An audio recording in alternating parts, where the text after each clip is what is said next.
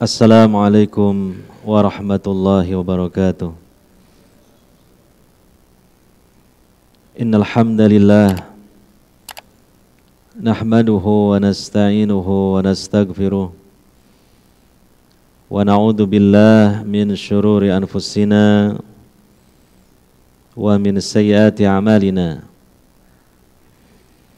Man yahdihillahu fala mudilla lahu wa man yudlil fala hadiyalah. Asyhadu an la ilaha illallah wahdahu la syarikalah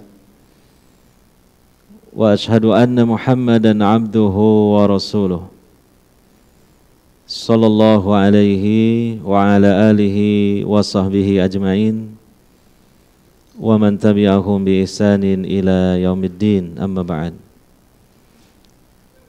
Hadirin wal hadirat, para bapak, para ibu, saudara-saudari sekalian yang semoga selalu dirahmati dan diberkahi oleh Allah Subhanahu wa taala. Alhamdulillah, pada kesempatan kali ini pertama kita masih tetap di atas Islam, di atas iman, dan tetap menjalankan ibadah kepada Allah Subhanahu wa taala, terutama diantaranya melaksanakan sholat fardu 5 waktu. Yang kedua, kita hadir di masjid ini, di majelis ini, tentunya untuk melaksanakan ibadah kepada Allah Subhanahu wa taala yang lainnya, yaitu menuntut ilmu, terutama mempelajari kitabullah Al-Quranul Karim. Ini adalah rizki yang sangat besar dari Allah Subhanahu wa taala. Sebab rizki itu tidak selalu dan melulu berupa rizki duniawi saja, tetapi ada rizki yang lain yang lebih besar, lebih utama, lebih agung, yaitu rizki akhirat, berupa nilai-nilai pahala dari Allah Subhanahu wa taala. Bertambahnya iman kita, bertambahnya ilmu kita di dalam beragama Islam ini.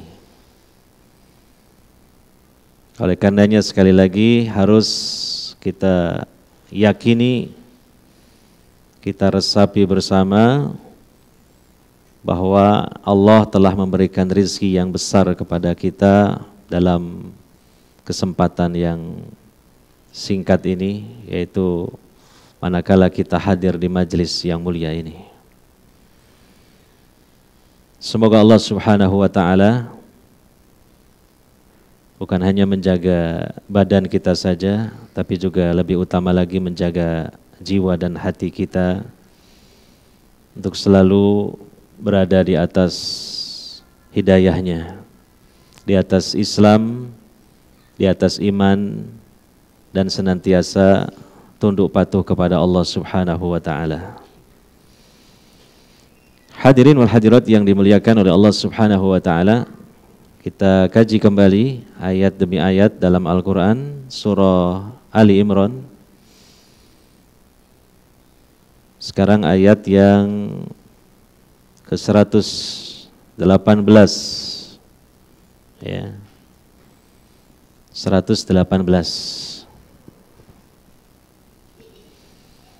Insyaallah kita semua punya kitabnya ya, cuma nggak dibawa gitu. Kitabnya kitab suci, masa nggak punya ini. Ngaji kitab ya, kitabnya apa? Kitab suci Al-Quran. Bukan nggak ada ya, nggak dibawa gitu ya. Jadi ini kajian di majelis ini yang paling mudah, nggak terlalu mengeluarkan modal untuk membeli kitab. Ya, kitabnya kitab suci Al-Quran, tinggal dibawa dari rumahnya, yaitu yang kita pelajari. Nah, atau mengambil di lemari-lemari itu kelihatannya nganggur, banyak nganggurnya itu. Eman ya. Ya, jadi kitab buku jangan cuma dikoleksi aja, tapi digunakan, diambil, dibaca gitu, supaya donaturnya juga semakin banyak pahalanya, ya. Dan supaya kitab-kitab itu tidak tabdir, mubadir, ya. Iya. Nanti rusaknya bukan karena sering dibuka, rusaknya kena kutu buku, ya. Atau kena rayap gitu lah.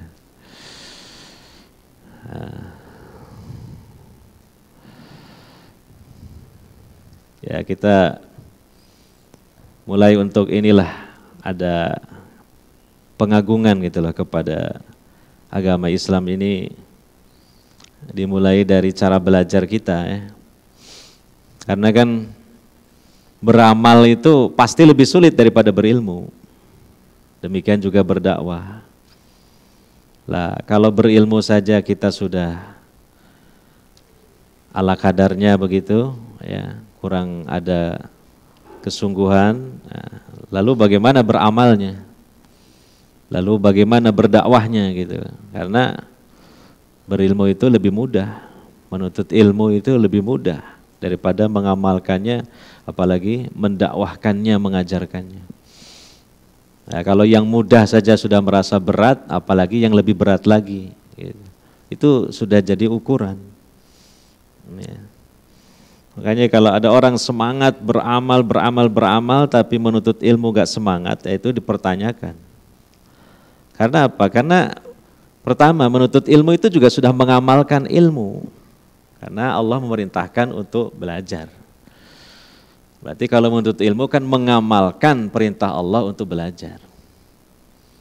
Nah, yang kedua, menuntut ilmu itu lebih mudah, itu kok merasa sulit, merasa berat. Apalagi yang seterusnya, kan lebih berat lagi. Jadi itu suatu preseden, suatu pertanda itu.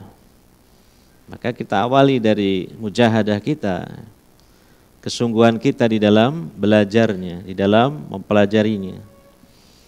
Ada ta'dim gitulah, ada pengagungan. Dari situlah nanti keberkahan Allah curahkan kepada kita.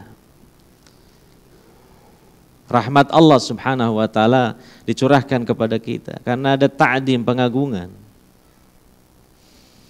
Karena saya terus terang tersinggung kalau ngaji agama itu kayaknya kurang ini. Ya, kurang diagungkan daripada ngaji ilmu-ilmu dunia. Ya apa tidak? Mulai dari pakaian yang dipakai, mulai dari masuk ke tempat belajarnya, mulai dari peralatan yang dipersiapkannya, mulai dari keluarnya gitu. Coba antum kuliah, belum habis waktunya belajar, Pak dosen saya izin mau keluar gitu. Jarang seperti itu. Kalau enggak betul-betul emergensi. Tapi kalau ngaji kan gampang lah nanti. Di tengah pengajian izin enggak apa-apa. Gitu. Allah itu tahu pengagungan kita itu terhadap ilmu agama Islam ini. Itu penting sekali di situ. Kalau kita ngaji Quran, ini masih sisanya sangat banyak sekali. Insya Allah keburu mati kita belum selesai ini. Apalagi kan ngajinya sebulan sekali. Tapi di situ ada niat kita, ada ta'dim, pengagungan di dalam hati kita bahwa kita ini mau belajar kalam Allah. Kita ini mau mempelajari ilmu Allah, Islam ini. Nah, insya Allah di situ nanti ada keberkahan dan rahmat dari Allah Subhanahu wa ta'ala. Cobalah perbaiki ya itu semua ya, perbaiki ya. Nah.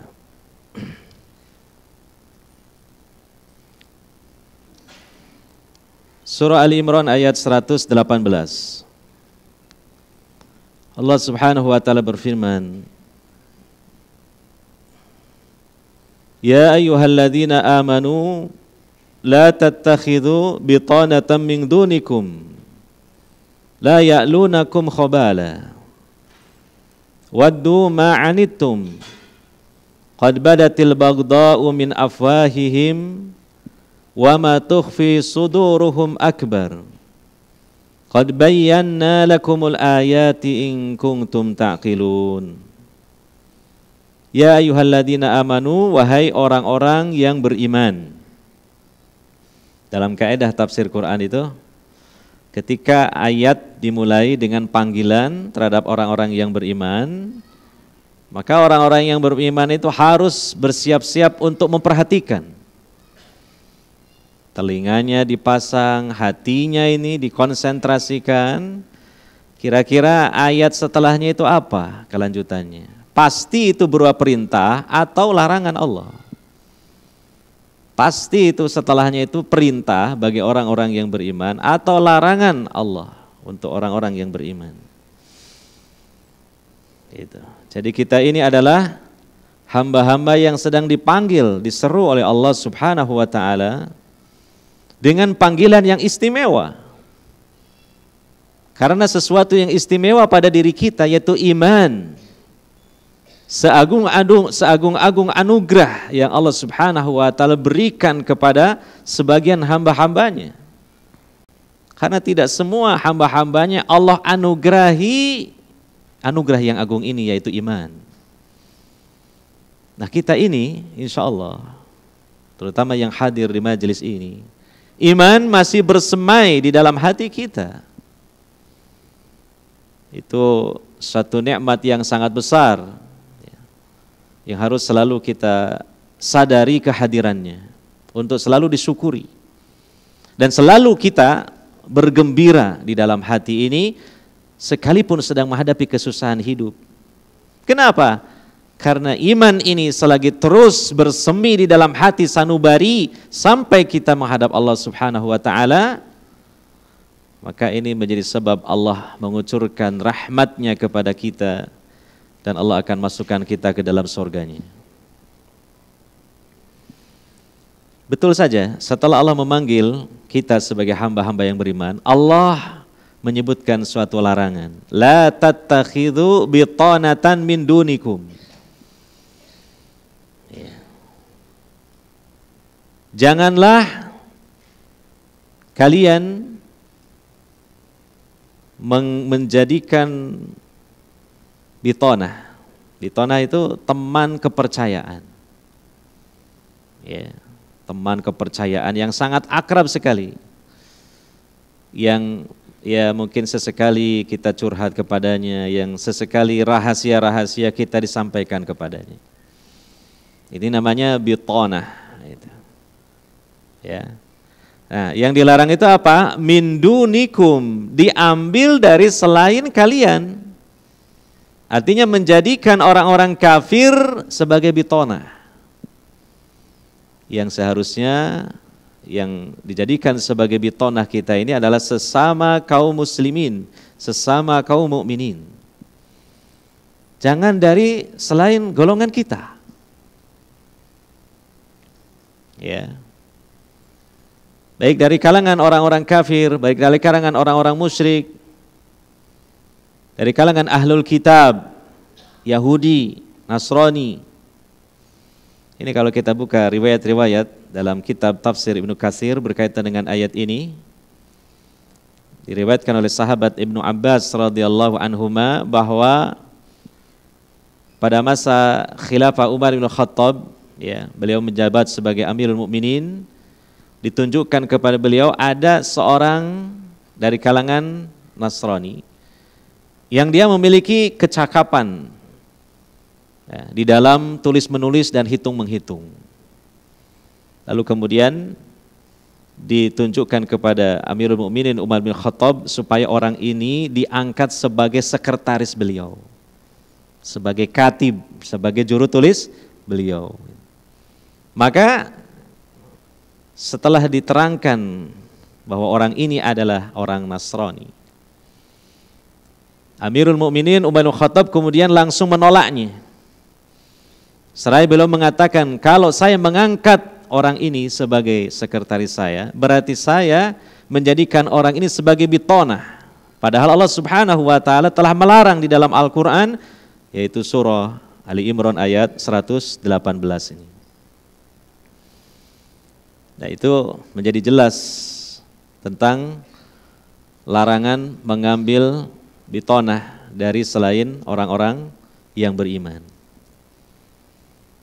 Artinya, kalau kita mengangkat seseorang, dijadikan sebagai orang yang menempati pos penting dalam mengatur urusan kaum mukminin, kaum muslimin, maka tentu lebih-lebih lagi dilarangnya. Misalnya mengangkat orang kafir sebagai pemimpin bagi kaum mukminin. Ya. Karena secara kias aulawiyahnya istilahnya ya, dijadikan sebagai teman kepercayaan saja tidak boleh, apalagi kalau dijadikan sebagai imam, sebagai pemimpin. Ya, mulai dari skup yang rendah hingga sampai skup yang tinggi. Yang mengurusi hal ihwal dan hajat-hajat kaum mukminin. Ya, mengenyampingkan kaum mukminin malah diangkat orang selain kaum mukminin dari kalangan orang-orang kafir menempati pos tersebut. Ini dilarang. Ya. Kenapa dilarang? Ya pertama, Allah Subhanahu wa taala melarang secara jelas-jelas di dalam ayat ini dan ayat-ayat yang lainnya. Yang kedua, namanya hati itu tidak bisa untuk kemudian dibohongi bahwa ketika dalam hati seseorang itu adalah tidak ada iman, ya, maka tentunya tidak akan mungkin secara sepenuh hati, ya, akan memberikan loyalitasnya kepada orang-orang yang beriman, apalagi dari kalangan orang-orang kafir yang membenci kaum mukminin. Di antaranya adalah ahlul kitab, orang-orang Nasrani, orang-orang Yahudi. Allah sudah menyatakan di ayat yang lain, walan tardha ankal yahudu walan nasara hatta tattabi'a millatahum. Tidak akan pernah ridho kepada engkau, ya, kepada orang-orang yang beriman, ya, orang-orang Yahudi dan orang-orang Nasrani, sehingga kalian mengikuti millah mereka. Tentu ketika baiknya pun maka ada misi di balik itu. Ada tujuan, dorongan keagamaan dari mereka untuk mengajak, merekrut, mempengaruhi kita supaya kita beralih agama, mengikuti agama mereka. Atau setidaknya mereka akan menimpakan kemudaratan, bahaya-bahaya yang akan menyerang kita sebagai orang-orang yang beriman. Sebagaimana di kelanjutan ayat ini, ya, Allah juga menyebutkan sebagian dari alasan kenapa dilarangnya menjadikan orang-orang kafir sebagai bitonah bagi orang-orang yang beriman. Allah mengatakan la ya'lunakum khabala. Tidak henti-hentinya mereka menyusahkan kalian.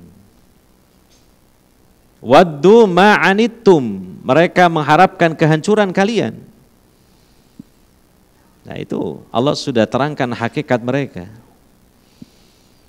Qad badatil baghdha'u min afwahihim, sungguh telah tampak kebencian dari mulut-mulut mereka.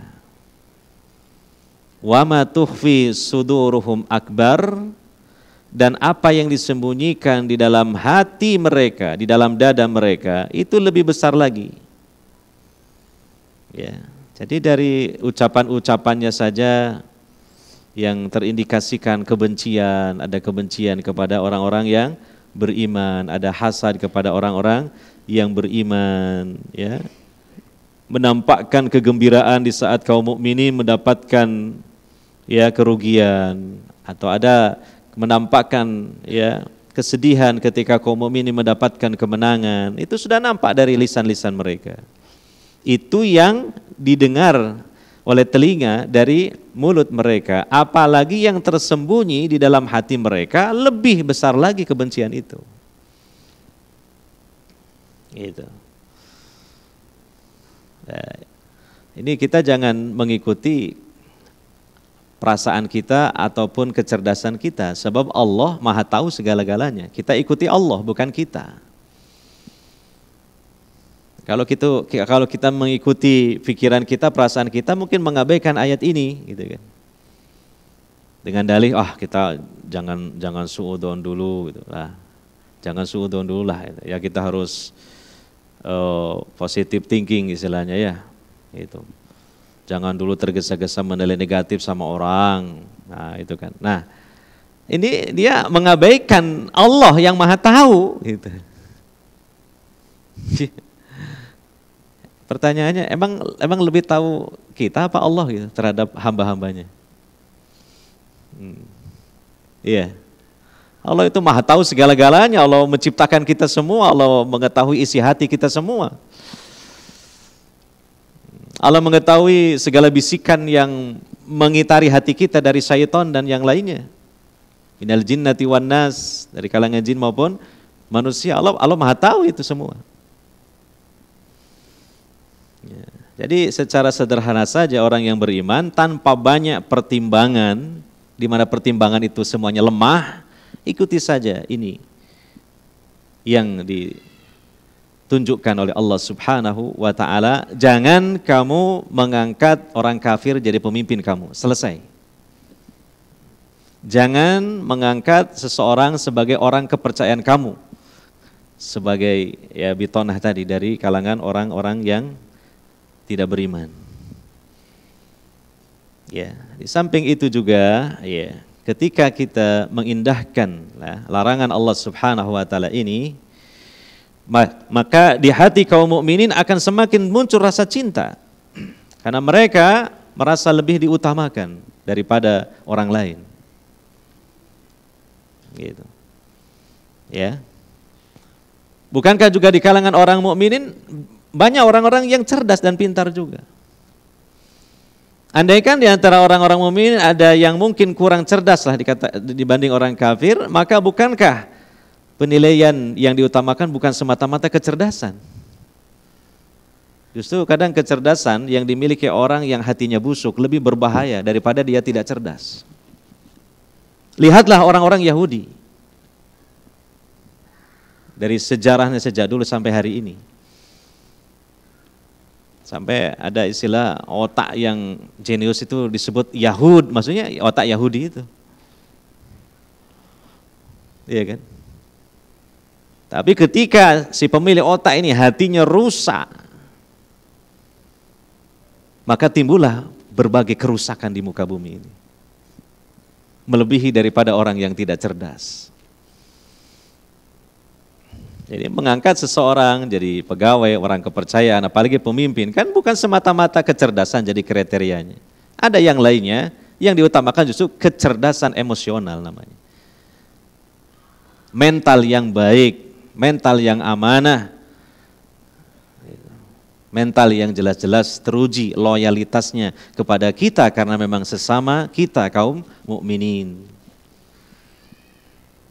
Jadi Masya Allah ini kalau kita renungkan larangan Allah Subhanahu wa ta'ala ini mengandung banyak sekali manfaat dan kita akan terhindar dari banyak sekali mudarat gitu.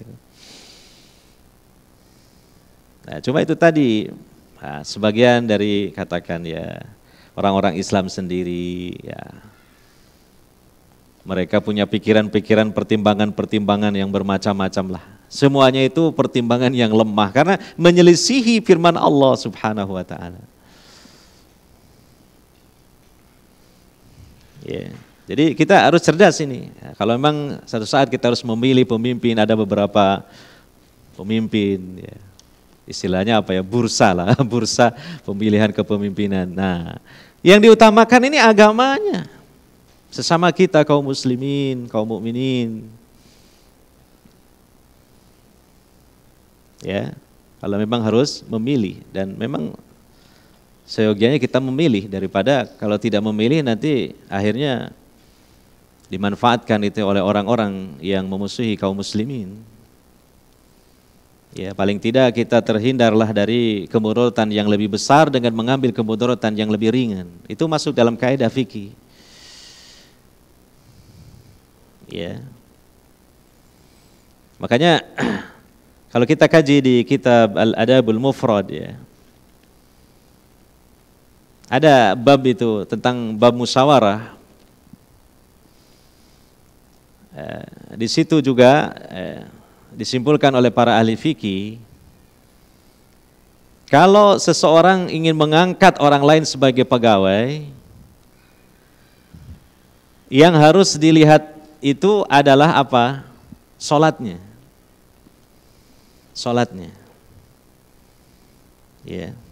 Karena Nabi SAW menyuruh kepada sahabatnya itu untuk memilih budak yang akan dijadikan sebagai pegawai. Maka Nabi SAW menjelaskan kriteria yang diutamakan bahwa yang melaksanakan sholat. Budak yang rajin melaksanakan sholat, ini udah pilihan saya. Karena ketika itu sahabat ini mengatakan, saya tidak bisa memilih wahai Nabi dari budak-budak yang ada. Saya minta engkau yang memilihkan. Maka Nabi SAW mengatakan, ini saja budak ini, karena dia rajin sholat. Nah, jadi antum, misalnya jadi bos, mau merekrut pegawai, nomor satu tanya, agamanya apa? Itu. Diutamakan sesama muslim. Nah itu tadi, jangan kau jadikan selain orang muslim, mukmin sebagai bitona berdasarkan ayat ini. Yang kedua, tidak usah terlalu rumit-rumit. Nelisik segala macam kan khawatir jatuh dalam tajassus namanya. Wala tajassasu, jangan. Mengintel-ngintel kesalahan orang tidak boleh. Tapi apa? Sholatnya, tanya aja sholatnya. Kamu biasa sholat 5 waktu? Iya, nah itu udah masuk kriteria. Dari sholatnya. Kalau seorang muslim sudah disiplin melaksanakan sholat dalam kesehariannya, sholat 5 waktu. Yang lainnya insya Allah baik. Bukankah Nabi SAW mengatakan bahwa di hari kiamat yang pertama kali dihisab dari seorang hamba itu adalah sholatnya. Kalau sholatnya baik, amalan yang lain dianggap baik. Tapi kalau sholatnya rusak, amalan yang lainnya dianggap rusak. Ya. Dan ini juga diterapkan oleh Umar bin Khattab ketika memilih seseorang jadi pegawai, dilihat itu sholatnya. Ya, kalau seseorang itu sudah disiplin melaksanakan sholat, maka dia punya jiwa tanggung jawab. Bagaimana tidak, sehari semalam 5 kali dan itu terus menerus. Ini kalau orang tidak punya mental tanggung jawab, ini nggak bisa seperti itu. Nggak bisa. Ya, jadi cukuplah itu sholatnya udah. Ya, dan kita juga bisa melihatnya, menelitinya, oh dia memang rajin sholat, tanya ke temannya memang rajin sholat. Apalagi sholat berjamaah di masjid tepat waktu, di awal waktu, wah itu sudah kriteria yang sudah menentukan. Ya. Dia memiliki loyalitas, dia memiliki dedikasi, dia memiliki rasa tanggung jawab, dia memiliki sifat amanah karena dia menjaga sholatnya. Sebab syariat Allah ini kata para ulama adalah amanah. Dan pangkal syariat Allah bagi seorang muslim apa? Salat fardu 5 waktu. Itu pangkal syariat. Mewakili amanah Allah berupa syariat. Berarti kalau orang muslim sudah disiplin salat fardu 5 waktunya, dia punya karakter amanah.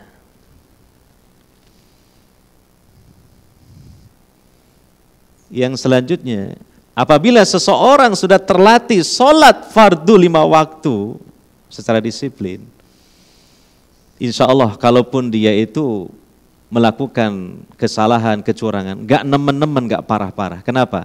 Karena Allah mengatakan inna sholata tanha anil fahsya'i wal munkar. Karena sholat itu mencegah pelakunya dari perbuatan keji dan munkar.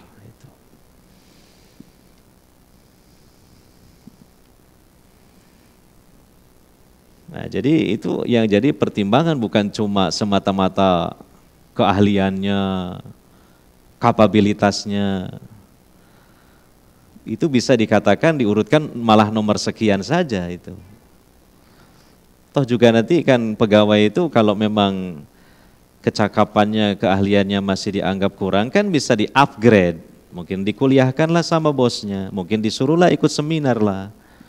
Disuruhlah dia untuk belajar lah, disuruhlah untuk ikut training ini dan itulah, kan bisa. Tapi kalau mental itu yang pokok, akidah itu yang pokok. Ya. Nah, ini ayat surah Ali Imran 118 ini juga masuk dalam tema masalah al-wala wal bara. Dan al-wala wal bara ini prinsip yang penting di dalam Islam. Al-wala artinya loyalitas, dan ini kita alamatkan kepada sesama kita kaum muslimin, kaum mukminin. Adanya kecintaan, kasih sayang, kebersamaan. Ini al-wala. Ya. Dan sebaliknya sekaligus juga al-bara. Kebencian, berlepas diri kepada orang-orang kafir, orang-orang di luar kaum muslimin. Ini prinsip yang sangat penting sekali. Bahkan Nabi SAW mengatakan, "Awthaqa urul iman, al-hubbu fillah wal bughdu fillah." Ya. Tali ikatan yang paling kokoh dari keimanan, awthaqa urul iman, ya, cinta karena Allah dan benci juga karena Allah. Nah, cinta dan benci, ini namanya al-wala wal bara. Dan ini nanti akan mengokohkan keimanan kita. Yang syaitan kelabakan untuk menghadapinya, untuk menghancurkan iman kita. Ketika seorang mukmin ini memiliki al-wala wal bara yang kokoh. Ya. Orang-orang beriman mencintai Allah, mencintai Rasul-Nya, mencintai orang-orang mukmin, mencintai apa-apa yang dicintai oleh Allah dan Rasul-Nya. Ini namanya al-wala. Dan orang-orang mukmin sekaligus juga membenci mereka-mereka yang dibenci oleh Allah dan Rasul-Nya, dan apa-apa yang dibenci oleh Allah dan Rasul-Nya. Maka keliru kalau ada orang mengatakan ajaran Islam itu enggak ada kebencian, hanya cinta saja. Keliru, itu masih kurang. Nanti akan ditipu oleh syaitan. Sebab apa? Khawatirnya nanti dia apa? Cinta surga sekaligus cinta neraka. Cinta Allah sekaligus cinta syaitan. Yang benar adalah cinta kepada Allah, cinta surga, benci kepada musuh Allah, kepada syaitan, benci kepada neraka. Itulah jalan keselamatan. Jadi harus ada dua-duanya. Nah, di mana sekarang ini kadang ada pengaruh-pengaruh dan subhat-subhat yang memudarkan tentang hal seperti ini. Dengan berbagai macam dalih, alasan dan sebagainya. Pemikiran-pemikiran yang bermacam-macam. Nah, ini harus kita pertegas kembali. Nah, di antaranya yang masuk dalam tema al-wala wal bara adalah surah Ali Imran ayat 118. Jangan menjadikan orang kafir sebagai bitonah, apalagi sebagai lebih daripada itu. Misalnya dijadikan sebagai pemimpin. Wah, nanti tidak bisa kita bayangkan kerusakannya, terutama kerusakan jiwa-jiwa dan hati-hati kita kaum mukminin. Karena mereka tentu akan berseberangan dengan kita. Kita berjuang dalam hidup ini supaya selamat dari neraka dan masuk ke dalam sorga, tapi mereka justru kebalikannya, mengajak kita jauh dari sorga, mendekati neraka jadinya.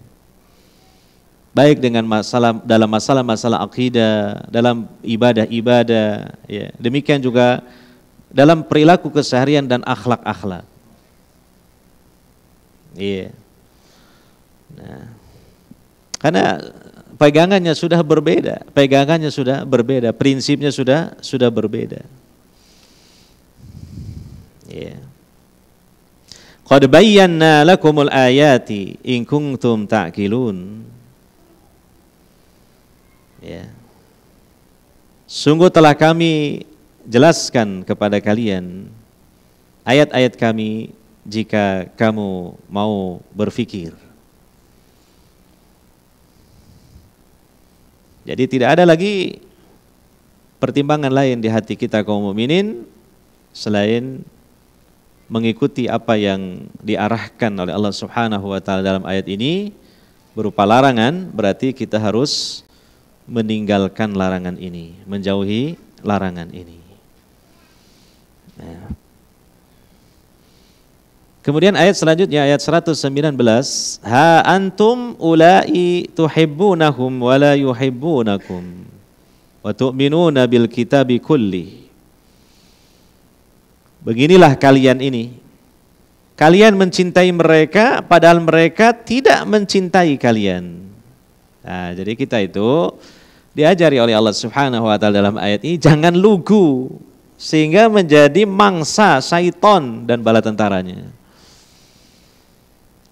Gitu, dengan dalih toleransi kebablasan. Gitu kan. Dengan dalih kita ini harus saling menghormati. Ya kita saling menghormati, tapi kan ada batas-batas yang jelas. Di antara batas yang jelas Allah menyatakan lakum dinukum waliyadin. Lakum dinukum waliyadin, bagi kalian agama kalian, bagiku agamaku. Iya. Jadi kita mungkin udah cintai saja mereka gitu, padahal mereka tidak mencintai kita. Ya. Itu perbedaannya. Dan itu Allah menerangkan sejatinya mereka seperti apa orang-orang kafir itu. Di antaranya dari ahlul kitab. Apalagi Yahud itu yang paling keras permusuhannya kepada orang-orang beriman, orang-orang Yahudi. Sudah ada nasnya, sudah terbukti sejarahnya. Itu. Ya, jadi jangan malah bermesraan dengan orang Yahudi. Dimakan oleh mereka. Mereka apalagi orang-orang yang cerdas dan licik.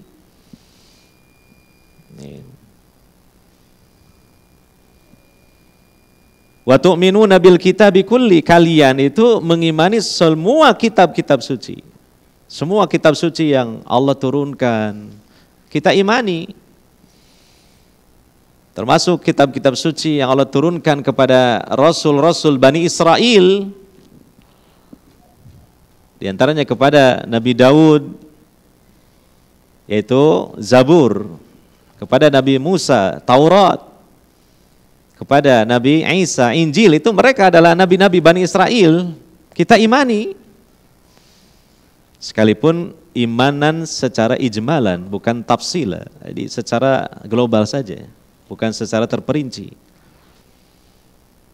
Kalau kepada Al-Quran, iman secara tafsil, ya, beriman secara terperinci.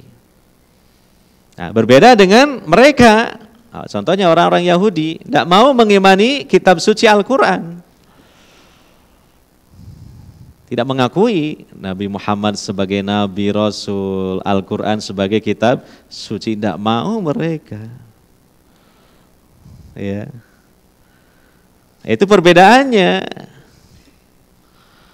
Nah, kalau memang mereka itu beriman kepada seluruh kitab suci seperti kita, ya mereka tidak seperti itu. Ya jadilah seperti kita beriman kepada Nabi Muhammad SAW dan kepada Al-Quran, yang otomatis kalau beriman kepada Nabi Muhammad SAW dan Al-Quran berarti mengimani seluruh para rasul, para nabi sebelumnya dan seluruh kitab-kitab suci yang telah pernah Allah turunkan ke muka bumi ini. Sebagaimana kita ini. Ya. Itu perbedaannya di situ.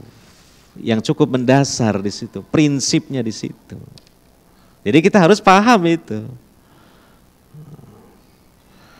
Sehingga kita punya sikap yang tegas, jelas gitu. Ya. Wa idza laqukum qalu amanna. Nah, ini orang-orang Yahudi yang pura-pura masuk Islam. Yang ini terjadi pada periode dakwah Madinah, dari periode dakwah Nabi sallallahu alaihi wasallam yang dikenal dengan kaum munafikun. Kaum munafik itu dari kalangan orang-orang Yahudi kebanyakannya. Ya. Apabila mereka berjumpa dengan kalian, mereka mengatakan kami beriman. Pura-pura saja. Wa idza khalau addu alaikumul anamila minal ghaid. Ya. Dan apabila mereka meninggalkan kalian, artinya sudah berada di tengah-tengah mereka sendiri, mereka menggigit ujung jari karena marah. Ya. Minal ghaid, jadi karena kemarahan, karena ya Istilahnya kalau orang Jawa bilang itu bersesak di dalam hatinya, sudah ada kemarahan, kebencian gitu. Ya itulah hakikat dari mereka. Ya. Kul, katakanlah, mutu bi ghaidikum. Matilah kalian dengan kemarahan kalian itu. Ya. Dan itu bisa membuat mereka mati itu. Mati dikarenakan kemarahan. Mati berdiri, mati ngenes. Ya, makanya kita marah itu juga ya jangan berlebihan, jangan keterlaluan. Apalagi dalam urusan-urusan duniawi lah. Ya. Bisa jadi marah itu membunuh kita nanti. Dia diatur-atur lagi lah gitu. Ya, cepat kita untuk pulih kembali gitu. Karena marah kita ternyata marah yang tidak bermanfaat. Apalagi bukan dalam urusan kecemburuan agama ini, ya, mungkin masalah pribadi atau masalah-masalah perselisihan biasa saja. Ya. Karena di dalam ayat ini juga disebutkan ini mutu bi ghaidikum, matilah kalian dikarenakan kemarahan kalian. Berarti marah itu bisa membuat orang jadi mati. Jadi sudah kena ininya, psikisnya dengan kemarahan yang sangat sehingga membuat jantungnya berhenti gitu. Dan ini adalah suatu bentuk dari penghinaan Allah Subhanahu wa taala kepada mereka supaya kemarahan yang membuncah di dalam hati mereka kepada Nabi sallallahu alaihi wasallam dan orang-orang mukmin ini justru akan menjadi blunder kepada mereka sendiri, dapat membunuh diri mereka sendiri. Innallaha alimun bidatis sudur, sesungguhnya Allah Maha mengetahui terhadap apa yang ada di dalam dada. Artinya di dalam hati. Nah, jadi ini ayat masih meneruskan ya, menjelaskan hakikat orang-orang kafir. Baik orang-orang kafir yang secara terang-terangan kafir mereka ataupun orang-orang kafir yang menyembunyikan kekafirannya yang disebut kaum munafikun. Maka di sini Nabi SAW dan orang-orang beriman diberi bekal ilmu oleh Allah Subhanahu wa taala untuk menghadapi mereka. Ya. Nanti kita akan baca surah Al-Imran dan seterusnya ya. Surah An-Nisa, Al-Maidah banyak membahas tentang ahlul kitab. Terutama dari kalangan Yahudi. Ini penting ilmu menghadapi orang Yahudi ini. Karena ini termasuk musuh besar kaum muslimin sampai nanti menjelang hari kiamat. Dan memang kaum Yahudi masih terus ada, eksis. Bahkan bisa dikatakan menguasai dunia kita. Maka ya kita diutamakan menggali ilmu untuk memahami, mengetahui musuh kita orang-orang Yahudi, terutama dalam Al-Quran, terutama. Jangan cuma dari Google, Google-nya juga milik Yahudi. Kita bahas Yahudi dari Google, Google-nya milik Yahudi. Ya mungkin banyak yang diseleweng-selewengkan, dimanipulasi dan sebagainya, masa kita nggak curiga? Betul nggak yang menemukan Google orang Yahudi? Ya, coba dibuka di Google juga, Google lagi. Ya kalau itu kan benar tak? Penemu Google, pencipta Google, perusahaan Google, orang Yahudi. Gitu. Internet ini banyak dikuasai oleh orang Yahudi. Berita internasional BBC itu yang pegang orang Yahudi. Ya, jadi ya itu bisa salah satu referensi mempelajari bagaimana orang-orang Yahudi. Tapi yang lebih utama Al-Quran sudah banyak Allah menjelaskan sebagian sejarah mereka, perilaku mereka terhadap para rasul, para nabi mereka, karakteristik watak mereka, makar, tipu daya mereka Allah telanjangi di dalam Al-Quran ini, orang-orang Yahudi. Bagaimana sikap ya orang-orang mukmin terhadap orang-orang Yahudi. Yaitu. Sampai di surah Al-Maidah itu ada ayat Nabi itu dipanggil oleh orang-orang Yahudi untuk menghakimi mereka. Ini kan aneh, otak Yahudi itu memang aneh, unik sekali. Padahal disebutkan di ayat itu di sisi mereka ada Taurat, di sisi mereka ada para pendeta mereka, tapi panggil Nabi Muhammad SAW untuk menghakimi mereka. Ada apa itu? Lah itulah. Saking liciknya itu orang Yahudi. Ternyata untuk cari pembenaran saja.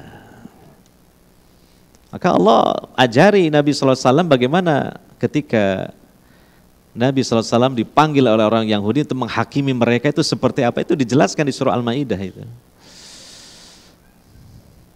Sampai dalam satu riwayat di tafsir Ibnu Katsir, ya, ketika Nabi diminta untuk menghukumi salah satu pelaku perbuatan zina yang muhsan, ditunjukkan Taurat versi mereka, lalu ada ayat tentang rajam ditutup pakai telapak tangannya. Lalu dibaca yang di samping-sampingnya, sehingga ayat tentang rajam ini tidak ada dalam Taurat. Akhirnya Nabi dibisiki oleh mantan Yahudi, Abdullah bin Salam. Wahai Nabi, suruh dia buka telapak tangannya. Nah, disuruh buka telapak tangannya, ternyata ada ayat tentang rajam, lah disembunyikan di depan Nabi. Terang-terangan. Ajib, orang Yahudi ini ajib sekali, ajaib orang ini. Maka aneh-aneh mereka, memang cerdasnya luar biasa, tapi liciknya luar biasa. Makanya jangan gampang percaya dengan mereka ketika membuat perjanjian dengan mereka, karena mereka jangankan berjanji dengan kita, perjanjian dengan nabi-nabi rasul mereka selalu diingkari. Bahkan perjanjian dengan Allah, sampai bukit Tursina diangkat di atas kepala mereka. Mereka ingkari itu perjanjian dengan Allah. Apalagi dengan kita. Nah itu. Dia banyak menggali di dalam Al-Quran menghadapi orang-orang Yahudi ini.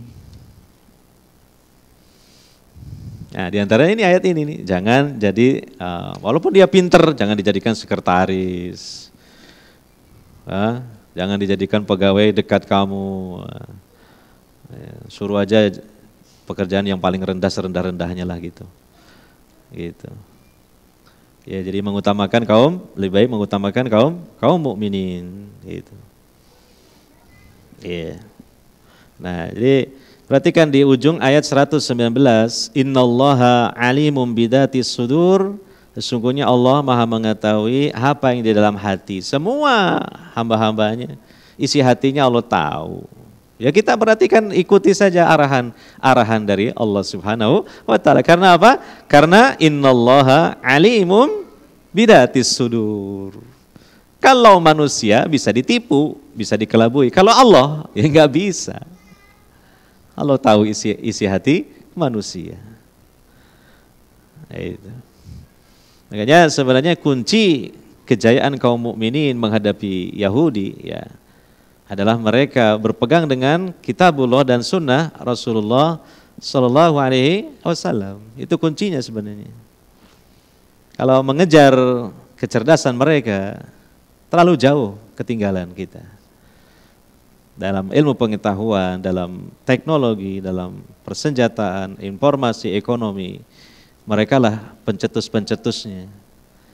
Nah, tetapi sebenarnya bisa dikejar ketertinggalan kita ini kalau kita semakin mendekat kepada agama kita. Ya, agama kita. Dan ini dijelaskan oleh para ulama nanti ya, menjelang hari kiamat itu terjadi peperangan besar antara kaum muslimin dengan orang Yahudi, karena orang Yahudi ini pengikut Dajjal. Jadi ada kemungkinan ya, mereka mempertahankan negeri Palestina itu menunggu Mesias versi mereka. Mesias versi mereka bisa jadi dalam versi kita, ya Dajjal itu. Mesias itu. Karena Dajjal itu dalam bahasa hadis Nabi adalah Al-Masih.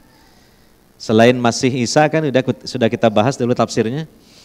Al-Masihud Dajjal, bahasanya mereka Mesias. Itu dalam bahasa Arabnya Al-Masih, tapi Masihnya bukan Isa, Dajjal. Al-Masihud Dajjal. Ya, sehingga mereka akan dibunuh oleh kaum muslimin nanti. Ya, sampai di balik pohon, di balik batu. Batu akan mengatakan, "Hai muslim, orang Yahudi di belakang saya, bunuhlah." Kecuali satu pohon yang tidak mengatakan ya. Kalau di baliknya ada Yahudi, karena pohon ini menolong orang Yahudi, ya itu pohon Gorqad itu.